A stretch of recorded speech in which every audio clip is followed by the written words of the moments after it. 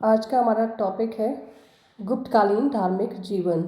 गुप्त काल के धार्मिक जीवन में पुनरुत्थान, संस्कार और समन्वय की प्रवृत्तियाँ दिखाई पड़ती हैं। इस काल में ब्राह्मण धर्म का पुनरुत्थान हुआ। गुप्त काल ब्राह्मण धर्म के पुनरुत्थान का काल था। पुनरुत्थान की यह प्रक्रिया शुंगों एवं सातवाहनों के काल में प्रारंभ हो गई थी और गुप्त काल में यह अपने विकास की चरम सीमा पर थी। लेकिन यह पुनरुत्थान उग्र किस्म का नहीं था, यह समन्वयशील था। इसका एक प्रमाण इसी तथ्य से मिलता है कि गुप्त सम्राटों में कुछ वैष्णव, कुछ शैव और कुछ बौद्ध थे।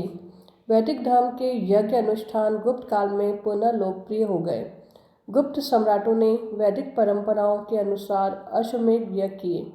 इसके अतिरिक्त वाजपेयी, अग्निष्टोम, वार्ष्णेय आदि यज्ञों के अनुष्ठान भी होने लगे। जन सामान्य में पंच महायज्ञों के प्रति श्रद्धा थी, लेकिन गुप्त युग में यह बात स्पष्ट हो गई थी कि नई विचारधाराओं के प्रभाव के कारण वैदिक धर्म अपने पुराने रूप में जनता को आकृष्ट नहीं कर सकता था। अतः गुप्त काल में वैदिक धर्म या ब्राह्मण धर्म की मूल भावना को सुरक्षित रखते हुए उसके स्वरूप में बहुत सारे परिवर्तन कर दिए गए, जिसके परिणाम स्वरूप हिंदू धर्म का जन्म हुआ। यह स्पष्ट मालूम होता है कि इस आधुनिक हिंदू धर्म की आधारशिला गुप्त काल में ठीक तरह से रख दी गई थी।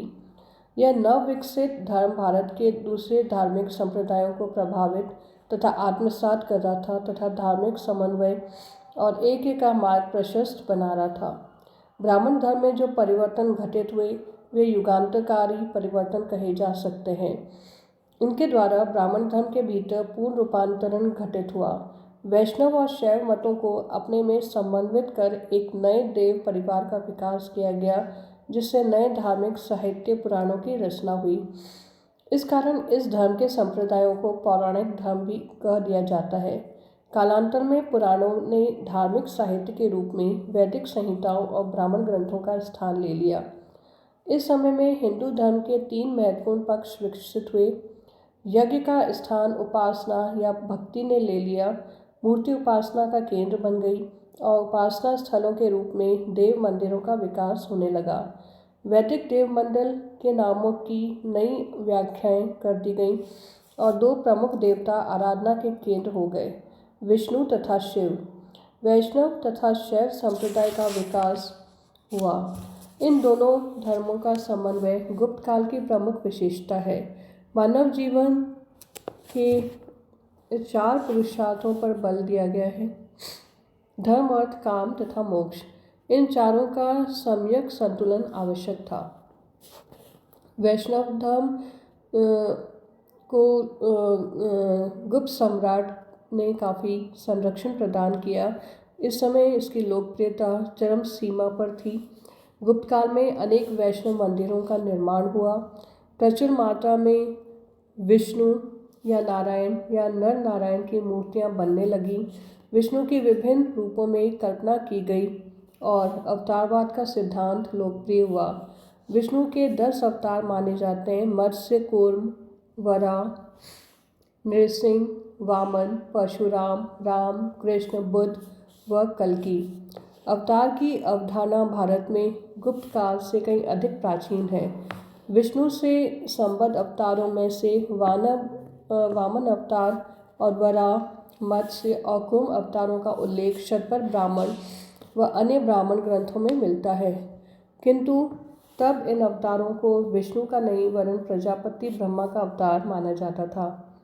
इस काल में आकर ये सब विष्णु के अवतार माने जाने लगे। इस युग में अवतारवाद के पीछे यह धारणा है कि ईश्वर संसार में धर्म की पुनर्स्थापना के लिए मनुष्य अथवा किसी अन्य जीव के रूप में अवतार लेते हैं। इन अवतारों में वराह और कृष्ण की पूजा का प्रचलन इस काल में विशेष रूप से हुआ। कृष्ण की भांति राम की उपासना का प्रचलन अभी तक नहीं हुआ था। राम की पूजा का आरंभ भारत में 6वीं शताब्दी के बाद ही हुआ। अवतारवाद एक विशुद्ध समन्वयकारी सिद्धांत था, जिसमें न केवल विभिन्न धार्मिक संप्रदायों के मौलिक एकत्व को प्रदर्शित किया गया, बल्कि लोक धर्म एवं जनजातीय धर्मों के विश्वासों को भी समाविष्ट कर लिया गया। यह प्रक्रिया मुख्यतः गुप्त काल की देन है। डॉक्टर सुवीरा जायसवाल ने विस्तृत अध्ययन के आधार पर सिद्ध किया है कि वैष्णव धर्म गुप्त काल में भारत के प्रत्येक प्रांत में फैला तथा दक्षिण पूर्वी एशिया, हिंद चीन, कंबोडिया, मलाया और इंडोनेशिया तक इसका प्रचार हुआ। भारत के प्रत्येक प्रांत में इस धर्म के विस्तार के प्रमाण अभिलेखों, सिक्कों और साहित्यों में मिलते हैं।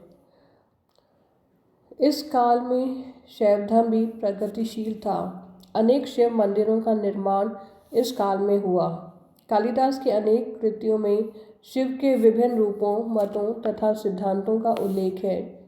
उन्होंने कुमार संभव नामक अपने महाकाव्य में स्कंद के जन्म की पौराणिक कथा को अमर कर दिया है।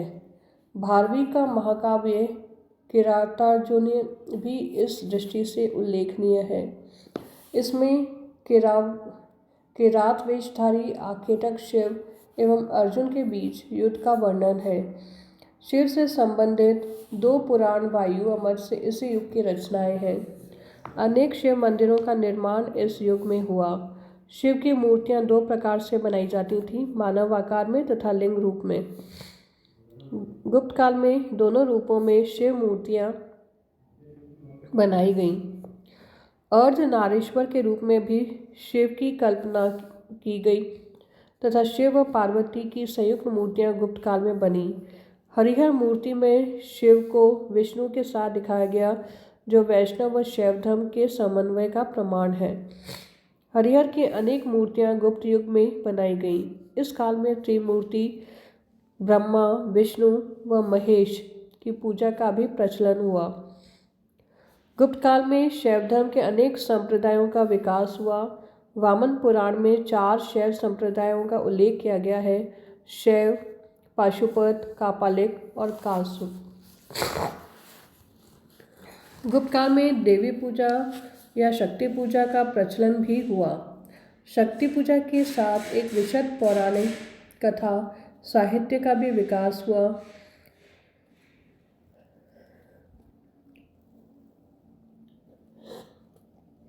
और देवी का अपार ऐश्वर्यपूर्ण स्वतंत्र रूप सामने आया।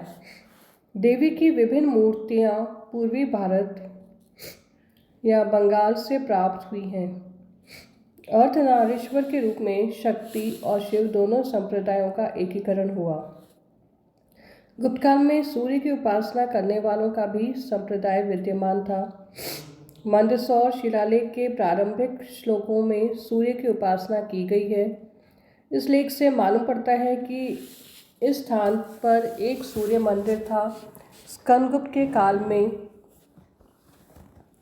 इंदौर, ताम्रपत्र में भी सूर्य मंदिरों के निर्माण का उल्लेख है। अन्य कुछ अभिलेखों में भी सूर्य मंदिरों का उल्लेख है। इस काल में रचित बौद्ध साहित्य तथा फायान के विवरण से बौद्ध धर्म पर काफ़ी प्रकाश पड़ता है। यद्यपि बौद्ध धर्म को गुप्त सम्राटों का राजकीय संरक्षण प्राप्त नहीं था, लेकिन उनकी उदार धार्मिक नीति के कारण बौद्ध धर्म के स्वाभाविक विकास की प्रक्रिया कहीं रुकी नहीं। फायान के अनुसार भारतीय नगरों में इस समय मठ बने हुए थे, जिनमें बौद्ध ग्रंथों का अनुशीलन किया जाता था। उसके अनुसार गुप्त काल में कश्मीर, अफगानिस्तान और पंजाब बौद्ध धर्म के केंद्र थे। उत्तर पूर्वी भारत में बौद्ध केंद्रों का पतन हो रहा था, लेकिन बोध गया इस समय भी बौद्ध धर्म का प्रसिद्ध केंद्र था। गुप्त काल में ही नालंदा में प्रसिद्ध बौद्ध विहार की स्थापना हुई। भारत में बौद्ध धर्म की घटती हुई लोकप्रियता के बावजूद कौशाम्बी, मथुरा और सारनाथ में इस समय तक बड़ी संख्या में बौद्ध विहार थे। हजारों की संख्या में बौद्ध भिक्षु अजंता, एलोरा, कनेरी, जुनार आदि की गुफाओं में निवास करते थे। महायान संप्रदाय के उदय के बाद बौद्ध धर्म में भी बुद्ध, बोधिसत्वों तथा अवलोकितेश्वरों की मूर्ति पूजा, स्तुति, अर्चना आदि का प्रचलन हो गया था। बौद्ध धर्म अपने व्यवहारिक रूप में ब्राह्मण धर्म के भक्ति मार्ग के समीप आने लगा। राजबली पांडे के अनुसार अपने पुराने रूप में परिवर्तन कर बहुत से बौद्ध प्रभावों को अपनाकर तथा समन्वय और समझौते की नीति से वैदिक धर्म ने अपनी विशाल गोद में बौद्ध धर्म को भी लेना प्रारंभ कर दिया। जैन धर्म भी भक्ति की धारा की चपेट में आ गया। ब्राह्मण और बौद्ध धर्म की तरह इस धर्म में भी तीर्थंकरों की मूर्तियों की पूजा मंदिरों में की जाने लगी तथा स्तुति अर्चन पूजन दान पुण्य आदि प्रचलित हो गए। फाहियान के अनुसार प्रसिद्ध नगरों में जैनियों के मंदिर थे। उत्तर भारत में जैन धर्म की लोकप्रियता कम हो रही थी, लेकिन दक्षिण भारत में राजर्षय से यह फल फूल रहा था। गुप्त काल के धार्मिक जीवन का सबसे उज्जवल पक्ष है विभिन्न धर्मों में पारस्परिक सहिष्णुता एवं बढ़ती हुई समन्वयवादी प्रवृत्तियाँ। स्वयं गुप्त सम्राट वैष्णव या शैव धर्म के अनुयायी थे और बाद के एक दो सम्राट बौद्ध धर्म को मानने वाले थे। धार्मिक मामलों में गुप्त शासक बड़े उदार थे तथा धार्मिक सहिष्णुता का तत्व उनमें चरम सीमा पर दिखाई देता है। उनके शासनकाल में धार्मिक विश्वास और पूजा पद्धति की पूर्ण स्वतंत्रता थी। राजाओं का प्रशय और दान सबके लिए खुला था। सरकारी नौकरियों में धर्म किसी प्रकार भी बाधक नहीं था। विभिन्न धर्मों के अनुयायियों के व्यवहार से भी पारस्परिक सहिष्णुता तथा सहयोग की भावना प्रकट होती है। फाहियान ने लिखा है कि उसके समय में भारत में किसी प्रकार का अत्याचार नहीं था और ब्राह्मणों तथा बौद्धों का संबंध मैत्रीपूर्ण था। सभी धर्मों के मध्य समन्वयकारी आधार का भी निर्माण इस काल में हो रहा था। मूर्ति पूजा और भक्ति की बढ़ती हुई परंपरा ने वैष्णव धर्म, शैव धर्म, बौद्ध धर्म तथा जैन धर्म सभी को एक तार में बांध दिया था। तो ये था गुप्तकालीन धार्मिक जीवन। धन्यवाद।